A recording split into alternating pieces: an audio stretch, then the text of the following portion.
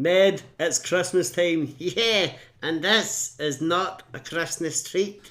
What are you talking about? This is great. He-Man and She-Ra Christmas special.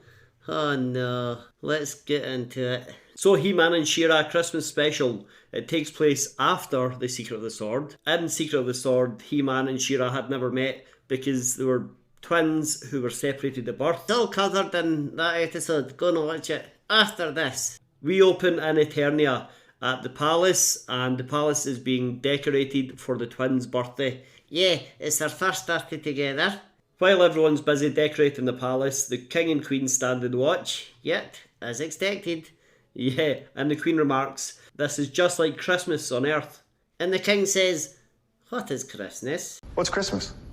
Because they'd never spoken about it in all their years of marriage. The Queen is from Earth, and this is the first time she's mentioned Christmas. She says it's like a big celebration. Yeah, and she leaves it at that.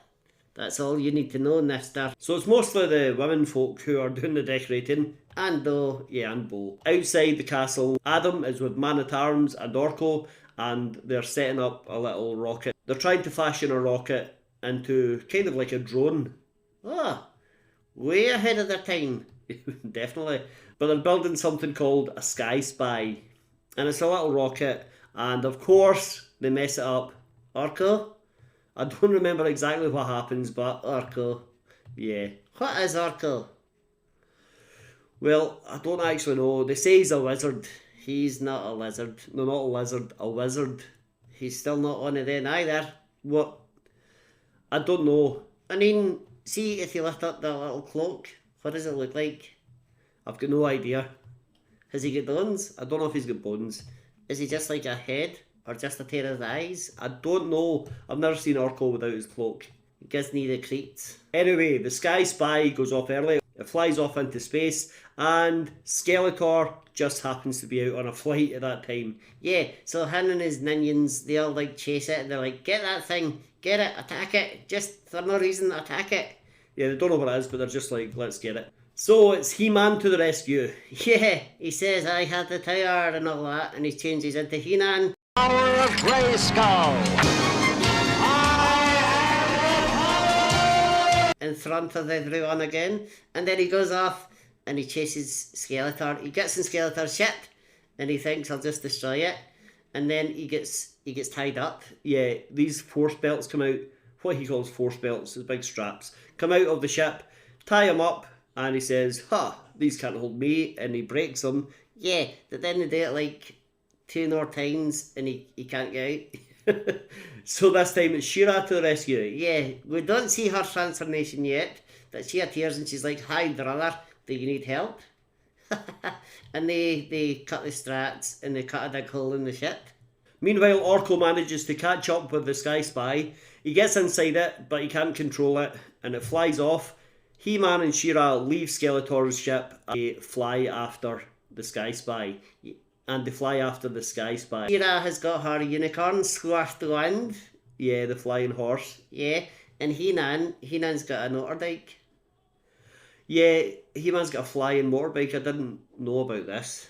Yeah, they give up pretty quickly. They don't know Orko's on board, to be fair, but they quickly give up the chase. Oh well, back down to the palace we go. You see Orko in the craft, and he crash lands, and he's crash landed on a planet he doesn't know. Earth! It's Earth!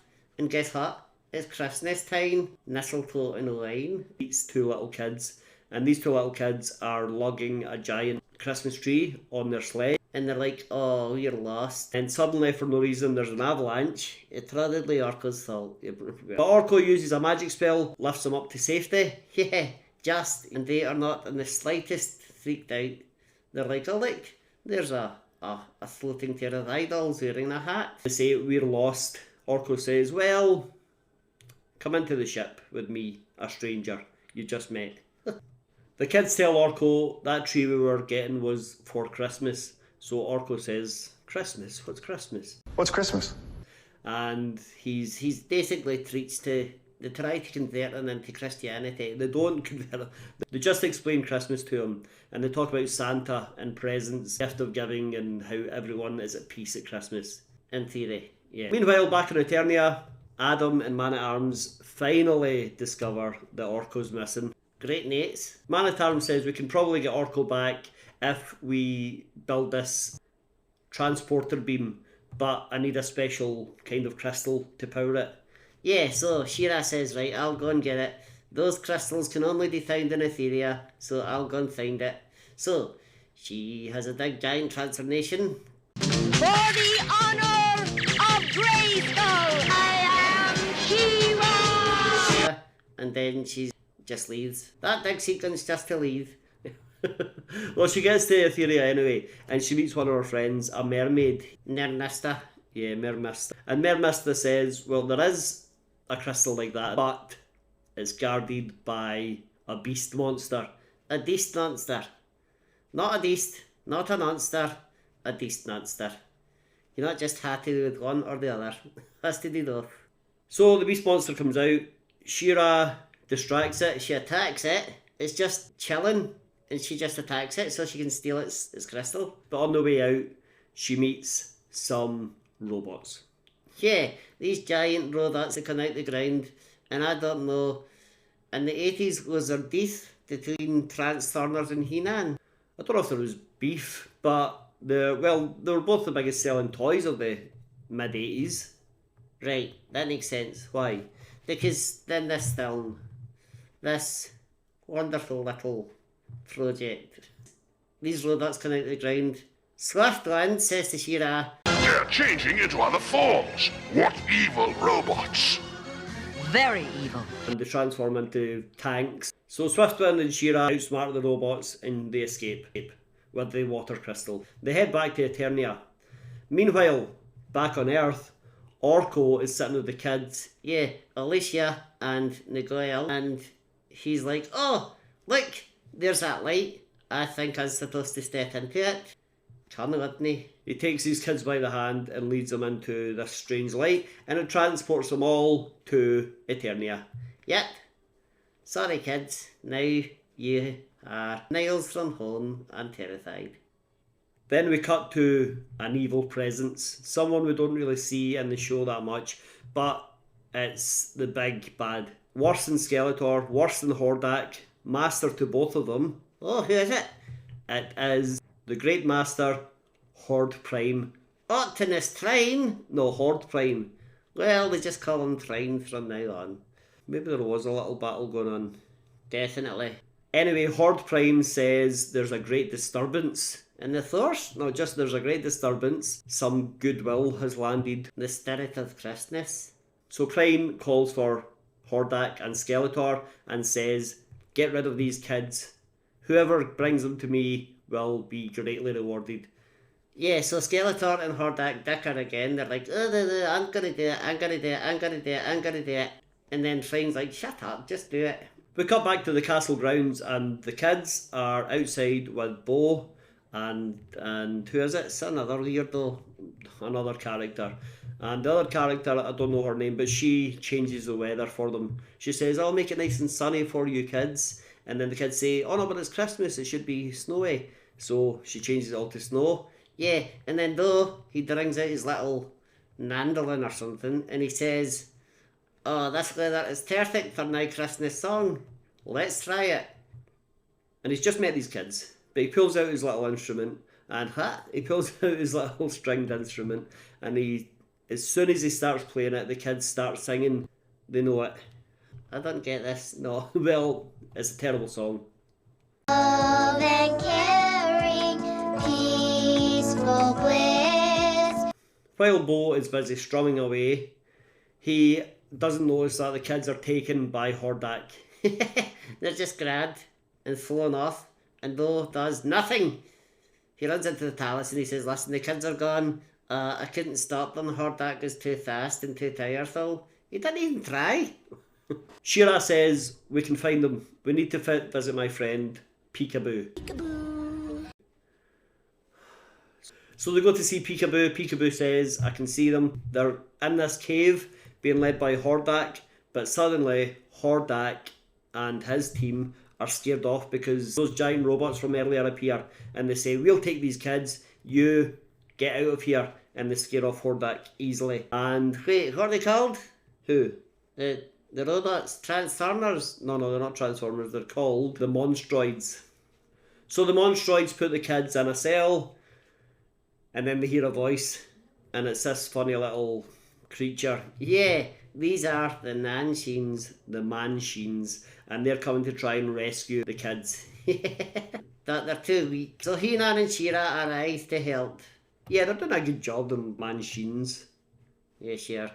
Nankinis. Now, during the battle, Skeletor sneaks in and he steals the kids.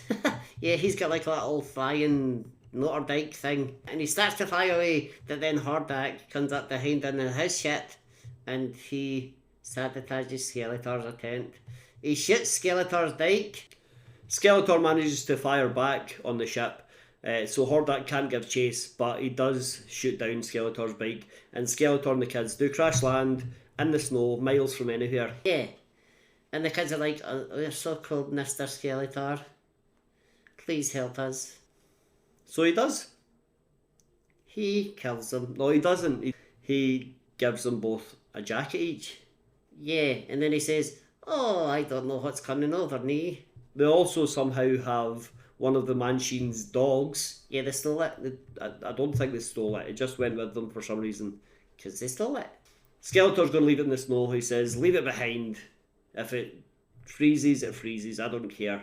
And then it looks at him and he picks it up and he says, okay, fine, I'll carry it. And it licks his face. Because his face is like, I don't. Well, I don't think that's the reason it is. Skeletor's being a bit more caring now. He seems to be. As they're heading back to civilization, He-Man and She-Ra turn up, and so does Hordak. So Hordak and Skeletor fight. He-Man and She-Ra fight off about 40 of the Horsemen. They're just throwing it out like children. In the midst of everything, a massive ship floats above everyone. It's Prime's ship. Yeah, and he grabs the kids. He scoots them up, no bother, and he starts to fly off. Then guess what? Skeletor shoots the ship. Kids are saved. And Prime flies off into space with no controls. Never to be seen again. Well, I don't know about that. No, he's dead. No, I don't. And Hordak's been chased off as well.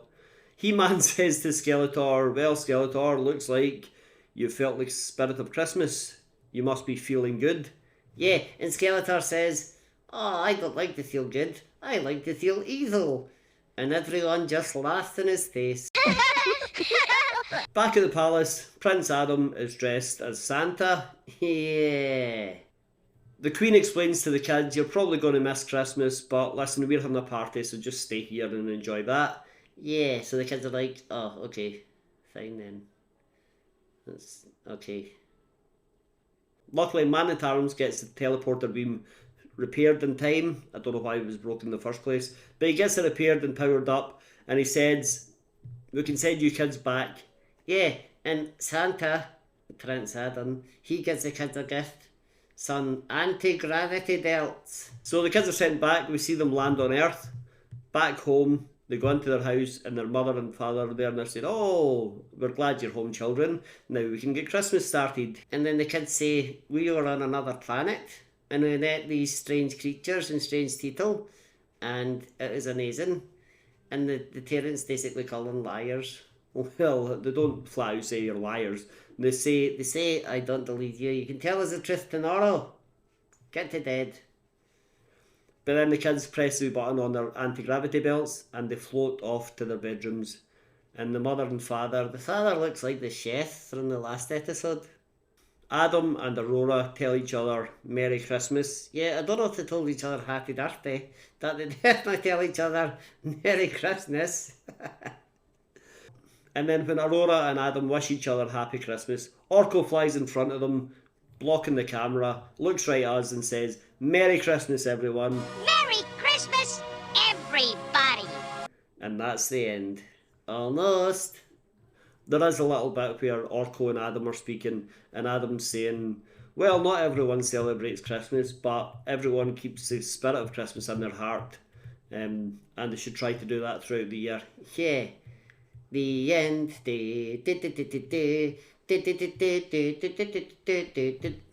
So that was He-Man She-Ra Christmas special. And And what?